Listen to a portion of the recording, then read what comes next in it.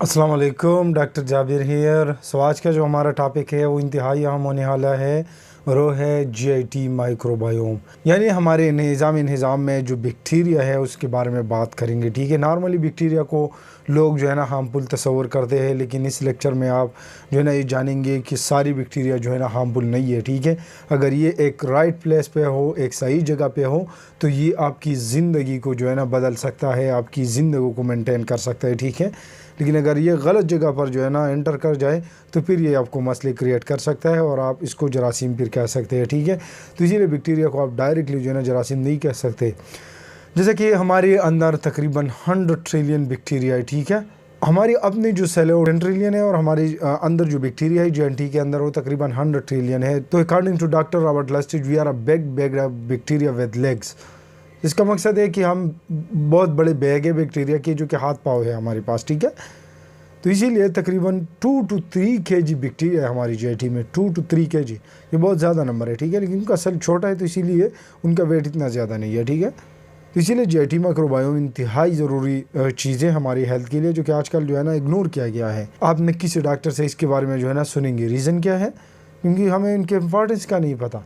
हमें तो बस ये बताया गया है कि बैक्टीरिया जो है ना जरासीम है, हालांकि हरगिज़ जरासीम नहीं। इस वीडियो में आप जानेंगे कि हम एक एक चीज़ को जो है ना बैक्टीरिया के साथ रिलेट कर पाएंगे। जैसे कि हमारी जीआईटी माइक्रोबायोम और मेटाबॉलिज्म का कौन सा एसोसिएशन है, हमारी जीआईटी माइक्रोबायोम और हार्ट हेल्थ का क्या रिलेशन है, ब्रेन का हमारी जीआईटी के साथ जो है ना क्या रिलेशन है, ये सारी चीज़ें हम इस वीडियो में जो है ना डिस्कस करेंगे डिटेल से। ठीक है, तो देखिए नॉर्मली हमारी बैक्टीरिया जो है ना वो एक बैलेंस में होता है। ठीक है, कुछ बैक्टीरिया जो है ना कम क्वांटिटी में पाई जाती है, कुछ ज़्यादा क्वांटिटी में, लेकिन अक्सर जो है ना इनकी इम्बैलेंस हो जाती है। इसको हम जो है ना जीआईटी फिंगरप्रिंट भी कह सकते हैं। हम मतलब इसका ये है कि हर बंदे के लिए यूनिक होता है। ठीक है, तो अब मैं आपको एक मिसाल से समझाता हूँ कि अपने जो जीन्स है वो तकरीबन 23,000 है, हालांकि हमारी बैक्टीरिया की जो जीन्स है वो 1 मिलियन है। तो इसीलिए हम जो कम्प्लेक्स ऑर्गेनिज्म है 23,000 जीन तो एक मच्छर में भी पाए जाते हैं, बल्कि हमसे ज़्यादा पाए जाते हैं। तो इसीलिए हम जो इतना कम्प्लेक्स ऑर्गेनिज्म है वो बैक्टीरिया की जीन्स की वजह से है, जो कि 1 मिलियन जीन्स है। ये हमारे लिए डिफरेंट केमिकल सिंथेसाइज करता है, वाइटामिन सिंथेसाइज करता है, मिनरल सिंथेसाइज करता है। ठीक है, तो इसीलिए आप सारी चीज़ें जो है ना फूड में नहीं खा सकते, बल्कि कुछ चीज़ें जो है ना आपके लिए बैक्टीरिया भी सिंथेसाइज करता है, जैसे वाइटामिन K2, सेरोटोनिन, डोपामिन, ये सारी चीज़ें जो है ना आपकी बैक्टीरिया आपके लिए सिंथेसाइज करता है। तो इसीलिए जीआईटी माइक्रोबायोम इंतहाई इंपॉर्टेंट टॉपिक है। अगर आप अपनी जीआईटी माइक्रोबायोम को पेश करेंगे तो आपकी ज़िंदगी बदल सकती है। ये आपकी इम्यून सिस्टम को भी जो है ना रेगुलेट करता है। ठीक है, इसके बारे में हम डिटेल से बात करेंगे। ठीक, पहला जो हमारा टॉपिक ऑफ डिस्कशन है वो है कि ये हमारे ब्रेन हेल्थ को कैसे अफेक्ट करता है। ठीक है, क्योंकि ये इंतहाई ज़रूरी टॉपिक है। मैंने खुद नोटिस किया है कि जिन बंदों का जो है ना जीआईटी माइक्रोबायोम या जीआईटी में मसला होता है तो उनको इंतहाई डिप्रेशन होती है। मैंने खुद भी गुजारा है। मुझे गैस्ट्रोइसोफेजियल रिफ्लक्स डिजीज़ था, मेरे को जो है ना वो जीआईटी माइक्रोबायोम जो है ना मेरे इम्बैलेंस हो गई थी। रीज़न क्या था? क्योंकि मैंने मेडिसिन ज़्यादा यूज़ किया था। ठीक है, देखिए हमारे माइक्रोबायोम की ख़ास एक डाइवर्सिटी होती है, उनमें डिफरेंट किस्म की जो है ना बैक्टीरिया होती है, लेकिन जो वो इम्बैलेंस हो जाती है तो उसमें ख़ास जो बैड बग्स होते हैं, जो कि जरासीम होते हैं, वो जो है ना बढ़ जाते हैं। ठीक है, तो फिर वो आपको मसले क्रिएट कर देता है। देखिए आपकी ब्रेन से एक नर्व आती है ऑल ओवर द जीआईटी, मतलब बहुत ज़्यादा बड़ी नर्व है। इसको हम लॉन्गेस्ट नर्व भी कहते हैं, वेगस नर्व, जिसके काम है कि 90% इंफॉर्मेशन आपकी जीआईटी से ब्रेन की तरफ ले जाना। सिर्फ 10% इंफॉर्मेशन जो है ना वो आपकी ब्रेन की से जीआईटी की तरफ लाता है। और आजकल के ज़माने में वेगस नर्व जो है ना बहुत ज़्यादा डिस्फंक्शनल है लोगों में, इसीलिए उनको बहुत सारे मसले, उनको एंजाइटी, डिप्रेशन, जीआईटी इशू, बहुत सारे मसले। क्योंकि रीज़न क्या है? नॉर्मली हम एक सिंपैथेटिक और पैरासिम्पैथेटिक मोड में होते हैं। कभी सिंपैथेटिक एक्टिविटी ज़्यादा हो जाती है तो कभी पैरासिम्पैथेटिक। लेकिन जब आपके हर टाइम सिंपैथेटिक एक्टिविटी ज़्यादा होती है तो इससे मसले क्या क्रिएट हो जाता है कि आपकी जो है ना वेगस नर्व डिस्फंक्शन हो जाती है और आपकी बॉडी जो है ना हर टाइम स्ट्रेस में होती है। ठीक है, तो इसीलिए अपने वेगस नर्व पे भी काम करें। इसके लिए डिफरेंट टेक्निक है जो कि आप कर सकते हैं कि कैसे वेगस नर्व को स्टिमुलेट करना है। एक तो आई मसाज है, यहाँ पर कैरोटिड मसाज हम कहते हैं, उससे भी आप वेगस नर्व को जो है ना स्टिमुलेट कर सकते हैं। बाकी देखिए हमिंग्स है। ठीक है, ये सारी चीज़ें के थ्रू जो है ना आप वेगस नर्व को जो है ना स्टिमुलेट कर सकते हैं। डीप ब्रीथिंग है। ठीक है, तो 90% आपकी जो सेरोटोनिन है, जो कि हैप्पी हार्मोन है, वो आपकी जीआईटी में बनते हैं। ठीक है, डोपामीन जो है ना आपकी जीआईटी में बनते हैं, गाबा आपकी जीआईटी में बनते हैं, और फिर ये वेगस नर्व के थ्रू जो है ना आपकी ब्रेन तक जाती है और वहाँ पर आपकी मूड को रेगुलेट करता है। तो अगर आपकी जीआईटी में जो माइक्रोबायोम है वो डिस्टर्ब हो तो उससे नुकसान ये होता है कि ये आपकी जो सेरोटोनिन और डोपामीन की जो प्रोडक्शन है वो कंप्रोमाइज़ हो जाता है और आपकी ब्रेन तक जो है ना ये न्यूरोट्रांसमीटर जाती नहीं है, तो इसीलिए आपको जो है ना डिप्रेस और ये मसले होते हैं। ठीक है, दूसरी कि हम जीआईटी को जो है ना सेकंड ब्रेन भी कह सकते हैं। रीज़न क्या है कि इसमें सबसे ज़्यादा न्यूरॉन पाए जाते हैं, तकरीबन 100 मिलियन तक। ब्रेन के बाद जो है ना सबसे ज़्यादा न्यूरॉन जीआईटी में पाए जाते हैं, तो इसलिए हम इसको सेकंड ब्रेन भी कहते हैं। ठीक है, दूसरा दिमाग। तो अगर आपकी यह मसला होगा तो फिर आपका यह मसला होगा, तो इसीलिए अपनी जीआईटी की तरफ जो है ना ध्यान दें। ठीक है, अगर आप गलत फूड खाएंगे, आप शुगर फ्रासिस ये चीज़ें खाएंगे तो आपकी जीआईटी में माइक्रोबायोम को डिस्टर्ब करता है, जिसकी वजह से आपका दिमाग, आपका मूड और ये सारी चीज़ें जो है ना इफेक्ट हो जाती है। अक्सर लोग कहते हैं कि डॉक्टर साहब जब मैं खाना खाता हूँ तो उसके बाद मेरे सर में जो है ना बोझ सा क्रिएट हो जाता है, डिजीनेस होती है उनको। रीज़न क्या है? जीआईटी इशू है। ठीक है, आप हर टाइम स्ट्रेस में होते हैं तो आपकी जीआईटी, आपकी जो निज़ाम है वो चीज़ों को अच्छी तरह डाइजेस्ट भी नहीं कर पाता। तो इसीलिए नबी अकरम सल्लल्लाहु अलैहि वसल्लम का जो इरशाद है कि जब आप खाना खाते हो तो इसके बाद जो है ना थोड़ी सी वॉकिंग करो। ये किस चीज़ के लिए? ताकि आपकी पैरासिम्पैथेटिक एक्टिविटी ज़्यादा हो जाए और आप जो है ना डाइजेशन को इम्प्रूव करें। लेकिन आजकल के ज़माने में हम तो हर टाइम स्ट्रेस में होते हैं, तो इसकी वजह से सिम्पैथेटिक एक्टिविटी ज़्यादा होती है, तो इसीलिए हमें स्ट्रेस और टेंशन होती है। ठीक है, तो जीआईटी आपकी मूड को रेगुलेट करता है। आपको जो है ना अपनी बैक्टीरिया का ख्याल रखना चाहिए। अगर वो इम्बैलेंस हो तो आपको भी मसले होंगे। ठीक है, जैसा कि डॉक्टर जमनाड़ा ने कहा है कि हम सिर्फ अपने लिए नहीं खा रहे बल्कि अपनी बैक्टीरिया के लिए भी खा रहे हैं। तो इसीलिए अगर आप जो है ना वो खुराक बैक्टीरिया को नहीं देते जिसका खुराक है फाइबर्स, तो मसला क्या क्रिएट होगा? फिर आपकी बॉडी जो है ना आपकी बैक्टीरिया ना तो सेरोटोनिन ना डोपामीन ना गाबा सिंथेसाइज करेंगे, जिसकी वजह से आपको मूड इशू होंगे। ठीक है, तो इसीलिए अपनी जीआईटी को फिक्स करो अगर आप जो है ना अपने मेंटल हेल्थ को इम्प्रूव करना चाहते हैं। लास्ट में हम इंशाल्लाह इस पर बात करेंगे कि अपनी जीआईटी हेल्थ को कैसे इम्प्रूव आप कर सकते हैं। तो आपने वीडियो लास्ट तक देखनी है, थोड़ा सा लेंथी होगा लेकिन आपने लास्ट तक देखनी है। अब जो है ना हम जीआईटी माइक्रोबायोम का हमारी दिल की सेहत पे क्या इफेक्ट है तो इसको हम डिस्कस करेंगे। तो देखें, मैंने नोटिस किया है कि जिन बंदों की जीआईटी माइक्रोबायोम इम्बैलेंस होता है तो उनकी जो है ना बहुत ज़्यादा दिल की इशू होता है। रीज़न क्या है? क्योंकि यही जीआईटी है जो कि आपकी बॉडी में इन्फ्लेमेशन और ये चीज़ें पैदा करता है। हमारी फूड में जो फाइबर्स है जो वो बैक्टीरिया खाती है तो इससे शॉर्ट चेन फैटी एसिड जो है ना जनरेट कर देती है। ठीक है, और शॉर्ट चेन फैटी एसिड का काम यह है एंटी इन्फ्लेमेटरी इफेक्ट, तो इसीलिए ये आपकी बॉडी में जो है ना इन्फ्लेमेशन को रोक देता है। और इन्फ्लेमेशन मैंने नोटिस किया है कि आजकल के ज़माने में सबसे बहुत बड़ा फैक्टर है लोगों की दिल की बीमारियों के पीछे। ठीक है, जिन लोगों को हार्ट अटैक होती है, क्योंकि यही इन्फ्लेमेशन डिपेंड करेगा कि आपकी एलडीएल का साइज़ कितना होगा। एलडीएल बेसिकली एक लाइपोप्रोटीन है, एक वेहिकल है जो कि कोलेस्ट्रॉल को ट्रांसपोर्ट करता है ऑल ओवर द बॉडी, लेकिन उनके डिफरेंट साइज़ होते हैं, एक लार्ज बॉइंट एक स्मॉल डेंस। तो अगर आपकी बॉडी में जो है ना या खून में लार्ज बॉइंट टाइप एलडीएल ज़्यादा है तो इसका कोई नुकसान नहीं है, बल्कि वो तो आपको फ़ायदा पहुँचा रहा है। लेकिन अगर स्मॉल डेंस ज़्यादा है, जैसे कि आपकी बॉडी में इन्फ्लेमेशन है, आपका गट माइक्रोबायोम जो है ना डिस्टर्ब है, ठीक है, तो इससे मसला क्या क्रिएट होगा कि आपके जो स्मॉल डेंस एलडीएल है वो आपकी वेसल में जो है ना बिल्डअप हो जाते हैं, क्योंकि यही स्मॉल एलडीएल जो है ना मैक्रोफेज गल्प कर देता है, उसे खाता है और इसे पोम सेल क्रिएट हो जाता है जो कि फिर एंडोथीलियम के साथ अटैच होकर इसका पार्ट बन जाता है। ठीक है, और आपकी ब्लड वेसल में प्लेक फॉर्मेशन होना स्टार्ट हो जाता है। ठीक है, तो इसीलिए प्लेक फॉर्मेशन के पीछे जो है ना कोलेस्ट्रॉल इशू नहीं है कि आप कोलेस्ट्रॉल ज़्यादा खा रहे हैं कम कर, बल्कि आपकी बॉडी में डिफरेंट चीज़ें है, इन्फ्लेमेशन है, आपकी जीआईटी माइक्रोबायोम है। तो कोशिश करें कि अपने माइक्रोबायोम को जो है ना बैलेंस करें, उसको इम्बैलेंस मत करें। ठीक है, और इंशाल्लाह मैं आपको इस वीडियो के एंड में बताऊंगा कि और आपके डाइट में जो फाइबर्स है वो आपकी जीआईटी को कैसे जो है ना बदल सकता है। ठीक है, अब जो है ना हम जीआईटी माइक्रोबायोम का हमारे मेटाबॉलिज्म और वेट ओबेसिटी में क्या किरदार है, क्योंकि ये भी एक नोर सब्जेक्ट है। लोग अक्सर कहते हैं कि कैलोरी कैलोरी कैलोरी, हालांकि वो जीआईटी माइक्रोबायोम की तरफ जो है ना ध्यान ही नहीं देता। अभी जो है ना एक ऐसा मैकेनिज़्म भी आ गया है जहाँ जो है ना हेल्दी पर्सन से जो स्टूल है, जो फिकल मटेरियल है, वो ट्रांसफ़र कर देता है ओके इस पर्सन में, जिससे उसका वज़न आसानी के साथ जो है ना कम होने लगता है। ठीक है, इस जीआईटी माइक्रोबायोम में एक हमारे साथ जो है ना एल रोटोराई है, जो कि आपका मसल बिल्ड करने में भी हेल्प कर देता है, जो कि आजकल 99% पॉपुलेशन में मिसिंग है। तो इसीलिए रीज़न क्या है? रीज़न हमारे गलत डाइटिंग है, हमारी एंटीबायोटिक की यूज़ है, बहुत ज़्यादा एंटीबायोटिक का यूज़ होना। तो इसीलिए एंटीबायोटिक को जो है ना एहतियात से आपको लेना चाहिए। बहुत ज़्यादा बड़ा इम्पैक्ट है हमारी जीआईटी बैक्टीरिया का मेटाबॉलिज्म पे, ठीक है, क्योंकि जो फूड आप खाते हैं वो तो आपके साथ बैक्टीरिया भी खाते हैं। अक्सर आप फूड में जो है ना ऐसी चीज़ों को खाते हैं जो कि आपके लिए हैज़र्ड होती है, जैसे कि हैवी मेटल्स, प्लास्टिक्स वगैरह, तो आपकी बैक्टीरिया भी खाता है। अगर आप ज़्यादा शुगर का कंजम्पशन करते हैं तो आपके साथ बैक्टीरिया भी खाता है।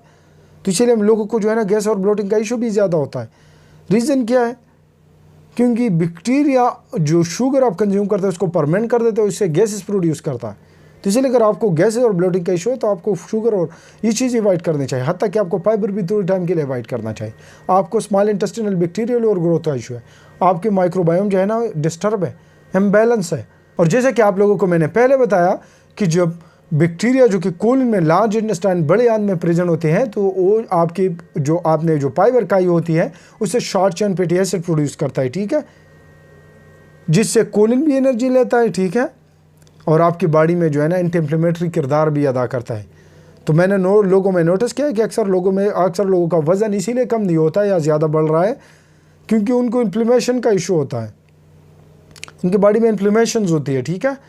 तो इसीलिए ये एक एंटी इन्फ्लेमेटरी इफेक्ट भी रोल प्ले करता है आपकी बॉडी में। और दूसरा ये एक थ्योरी भी है कि जो लोग फाइबर अपने डाइट में अच्छी तरह नहीं लेते तो उसकी कोलन जो है ना अच्छी तरह एनर्जी भी हासिल नहीं करता और उसको जो है ना कोलन कैंसर के चांसेस भी बढ़ जाते हैं, ठीक है। इसीलिए डाइट में जो है ना फाइबर्स को भी इनकॉर्पोरेट करें, ठीक है। फाइबर्स इंतहाई ज़रूरी चीज़ है। तो मैं आपको एक मिसाल से समझाता हूँ कि देखिए, दो बंदों ने सेम फूड खाया, सेम ब्रेड खाया, सेम क्वांटिटी में, लेकिन एक के ब्लड में शुगर स्पाइक ज़्यादा आएगा, दूसरे के ब्लड में शुगर स्पाइक नहीं आएगा। रीज़न क्या है? उसकी माइक्रोबायोम जो है ना रिडिफाइन करता है कि आपके ब्लड में शुगर ज़्यादा स्पाइक आता है या कम स्पाइक आता है। तो जीआईटी जो है ना आपकी मेटाबॉलिज्म को इंतहाई रेगुलेट करता है, जीआईटी माइक्रोबायोम। तो इसीलिए इसको जो है ना इग्नोर मत करें। हम एक सिम्बायोटिक रिलेशनशिप में है, ठीक है, यानी हम अपने लिए नहीं खा रहे बल्कि हम अपनी बैक्टीरिया के लिए भी खा रहे हैं। तो अगर आप अपनी बैक्टीरिया को खुराक नहीं देंगे तो आपको जो है ना कुछ भी रिटर्न में नहीं देगा। आपकी बॉडी में जितनी भी K2 है वो आपकी माइक्रोबायोम की वजह से होता है, ठीक है, क्योंकि डाइट में K2 इतना अबंडेंटली अवेलेबल नहीं होता। और K2 का काम क्या है? कैल्शियम को अपनी जगह तक पहुंचाना। इसीलिए अगर आपकी जीआईटी माइक्रोबायोम जो है ना इम्बैलेंस होती है तो आपके लिए K2 की सिंथेसाइज नहीं कर सकता। तो आपको क्या मसले होंगे? आपकी कैल्शियम जो है ना आपकी वेसल में बिल्डअप होगा और आपको जो है ना दिल की बीमारियां भी का मसला भी हो सकता है, ठीक है, क्योंकि कैल्शियम में स्कोर हम लोगों को कराते हैं अक्सर, ठीक है। तो जितना लोगों का जो है ना कैल्शियम स्कोर ज़्यादा आता है तो इतना उनको मसला होता है। 400 या इससे अगर ज़्यादा हो जाए आपका कैल्शियम स्कोर तो इसका मतलब है कि आपको मसला है। अक्सर लोगों को जो है ना कंस्टिपेशन होती है जिसकी वजह से उनको जो है ना कैल्शियम स्कोर उनका ज़्यादा आ रहा होता है। रीज़न क्या है? क्योंकि जीआईटी माइक्रोबायोम आपकी कैल्शियम स्कोर और ये चीज़ें जो है ना डिफाइन करता है कि आपका ज़्यादा होगा या कम होगा। अक्सर लोगों को जो है ना ऑस्टियोपोरोसिस होता है, यानी उनका हड्डियाँ कमज़ोर होता है और वो विटामिन डी और ये चीज़ें लेते हैं, लेकिन K2 जो है ना उनकी टेबलेट और उनकी मेडिसिन और डाइट और इन चीज़ों में मिसिंग होता है।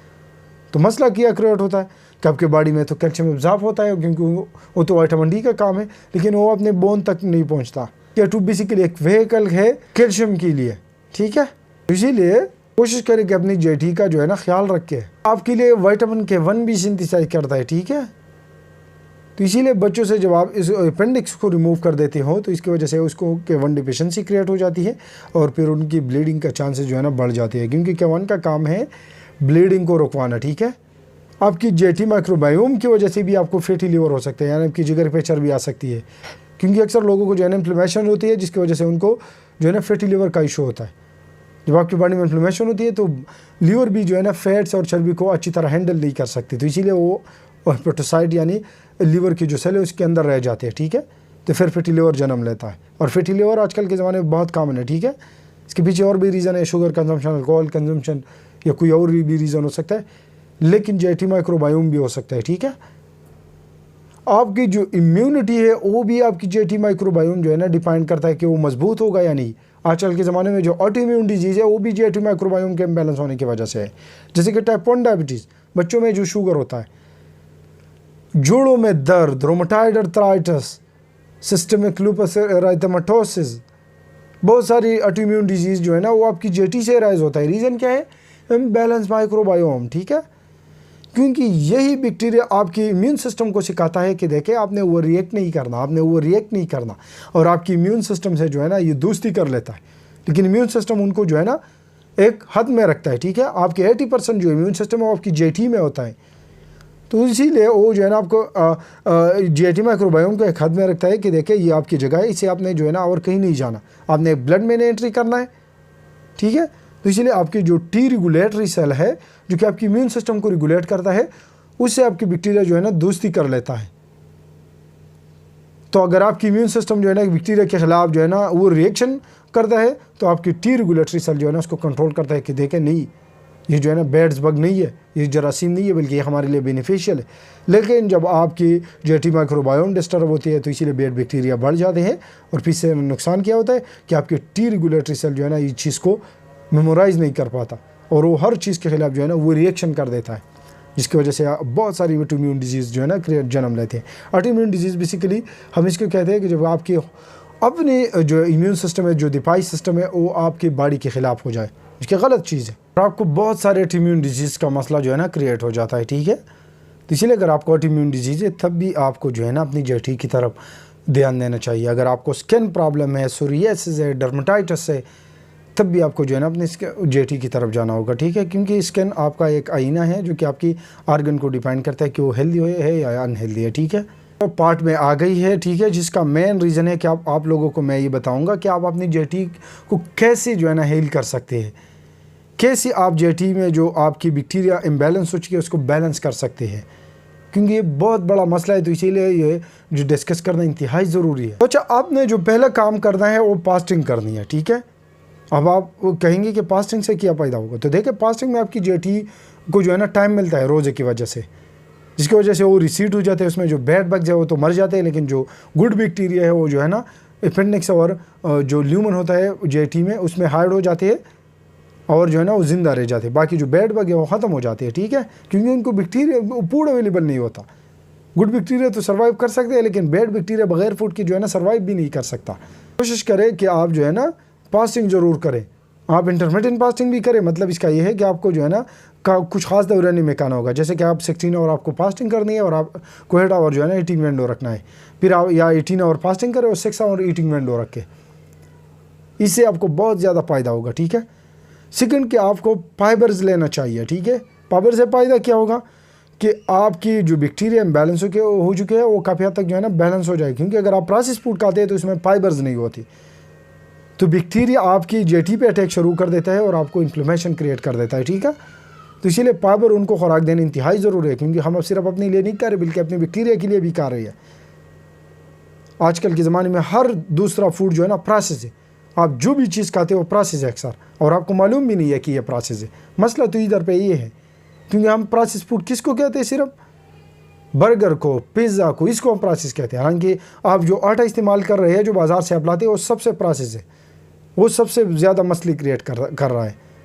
तो इसीलिए आपने सारी प्रोसेस चीज़ों को जो है ना छोड़ना है, सिर्फ होल फूड आपने खानी है। थर्ड, आपको फर्मेंटेड वेजिटेबल खानी है, ठीक है। फर्मेंटेड वेजिटेबल में ऑलरेडी हमारे साथ प्रोबायोटिक होती है, ठीक है। तो प्रोबायोटिक का फ़ायदा ये होगा कि आपकी बैक्टीरिया जो है ना वो काफ़ी हद तक जो है ना बैलेंस हो जाएंगे, लेकिन इसके साथ आपने प्रीबायोटिक भी देनी है, यानी फाइबर्स, क्योंकि अगर आप सिर्फ प्रोबायोटिक खा रहे हैं जैसे कि दही, किमची, ये चीज़ें, सरोक्राउट, लेकिन अगर आप प्रीबायोटिक नहीं खा रहे फाइबर्स वगैरह, तो वो जो है ना आपकी बैक्टीरिया मर जाएंगे दोबारा। तो इसलिए आपने फाइबर्स भी लेनी है। फोर्थ, आपको ज़्यादा वेजिटेबल खानी चाहिए, और ख़ासकर वेराइटी ऑफ वेजिटेबल। एटलीस्ट आपको वीक में जो है ना 30 डिफरेंट टाइप ऑफ वेजिटेबल खानी चाहिए, क्योंकि इसमें डिफरेंट काइंड ऑफ कंपोनेंट्स और कंपाउंड्स होते हैं, मालिक्यूल्स होते हैं, जो कि आपकी बैक्टीरिया को सपोर्ट कर देता है, ठीक है। जितनी भी प्लास्टिक और गंदी चीज़ों से आपने जो है ना जान छुड़ानी है, क्योंकि ये आपकी बैक्टीरिया को डिस्टर्ब कर सकता है। अक्सर लोग जो है ना मुझसे आर्टिफिशियल स्वीटनर के बारे में पूछते हैं कि डॉक्टर साहब मैं ले सकता हूँ या नहीं, तो मैं उनको कहता हूँ कि देखिए आर्टिफिशियल स्वीटनर आपको तो डायरेक्टली हर्ट नहीं करता, क्योंकि ना आपके ब्लड में शुगर स्पाइक कर देता है, बल्कि ये आपकी जेटी माइक्रोबायोम को डिस्टर्ब कर सकता है। तो इसीलिए आपको नहीं खानी चाहिए, आपको क्रेविंग का इशू होगा, बहुत सारे इशू होंगे, ठीक है। तो इसीलिए आर्टिफिशियल स्वीटनर से जो है ना परहेज़ करें, वेजिटेबल ऑयल से कंज्यूम करने से परहेज़ करें, वो भी पॉइज़न है आपकी बैक्टीरिया के लिए। और आपने जो ज़रूरी चीज़ करना है वो आपने रिफाइन और प्रोसेस चीज़ों को अवॉइड करनी है। आटा, रोटी, ये चीज़ें जो है ना आपने अवॉइड करनी है, ठीक है, क्योंकि ये प्रोसेस है और आपको मसले क्रिएट कर सकता है। आप होल फूड खाएँ, आपको एक्सरसाइज भी करनी है, क्योंकि एक्सरसाइज की वजह से भी आपको जो है ना काफ़ी हद तक आपका स्ट्रेस मैनेज हो जाएगा, आपका जेटी जो है बैलेंस हो चुका है वो काफ़ी हद तक जो है ना बैलेंस हो जाएगा। आपको जो है ना अपनी स्लीप भी मेंटेन करनी है, क्योंकि अगर आप अपनी स्लीप को अच्छी तरह मेंटेन नहीं कर पाते तो आपको मसले क्रिएट हो सकते हैं, ठीक है। तो इसीलिए इन चीज़ों पे जो है ना अमल करें।